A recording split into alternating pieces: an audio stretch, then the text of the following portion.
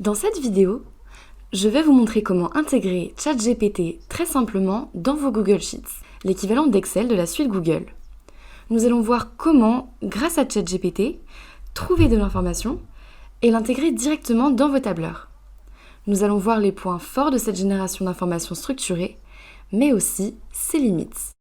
Passage obligé, installez l'extension de ChatGPT sur Google Sheets. Voici comment. Dans Extensions, sélectionnez Modules complémentaires, puis téléchargez des modules complémentaires. Il existe plusieurs extensions qui permettent d'utiliser ChatGPT sur Google Sheets.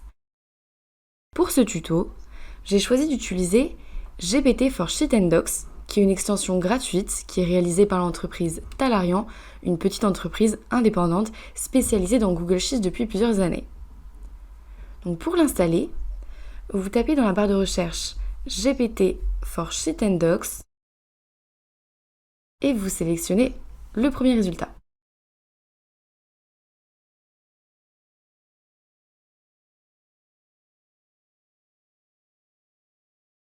Une fois l'installation terminée, nous devons activer l'extension en utilisant une clé API OpenAI.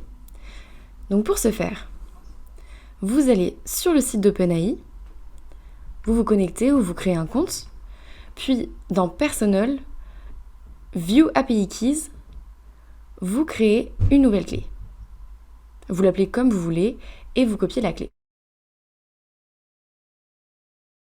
Vous retournez sur la feuille Google Sheets, vous allez dans Extensions, GPT for Sheets and Docs, puis Set API Keys,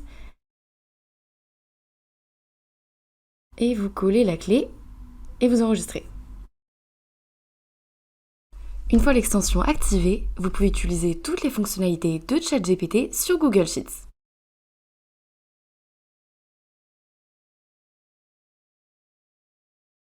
Donc cette extension, elle comprend plusieurs fonctions. Mais la plus importante, c'est la fonction GPT, qui permet d'effectuer n'importe quelle requête, à condition d'être précis dans le prompt. Donc le prompt, c'est l'instruction qu'on va lui fournir. Donc voici un exemple très simple. Vous voulez la liste des 10 acteurs principaux de ces 4 films. Donc pour cela, on va écrire égale GPT, puis entre guillemets, le prompt. Liste les 10 acteurs principaux de 2 points, suivi d'un point-virgule pour séparer, puis on clique sur la cellule du film auquel on fait référence.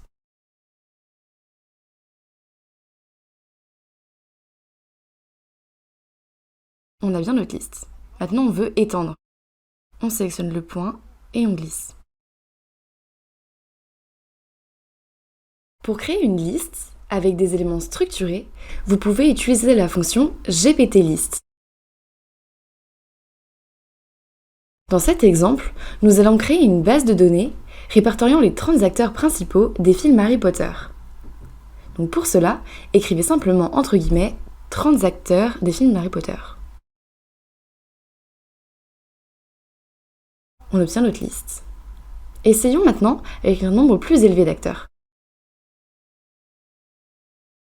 Essayons avec 130. Donc ça génère une erreur. La requête semble trop volumineuse et le temps d'exécution trop long. Une autre limite auquel vous pourriez être confronté serait d'atteindre la limite de tokens autorisés dans le modèle 3.5 que nous utilisons. À chaque fois qu'on lui pose une question, ChatGPT la divise en unités lexicales qu'on appelle des tokens. Ce sont eux qui sont traités par le modèle de langage. Maintenant, voyons comment faire pour créer une table avec le nom des acteurs, leur sexe et leur nationalité sans avoir à chercher sur Internet. Donc pour créer une table, vous pouvez utiliser la fonction GPT Table. Vous entrez en prompt 10 acteurs du film Harry Potter, le sexe, la nationalité, et vous obtenez une base de données en quelques secondes.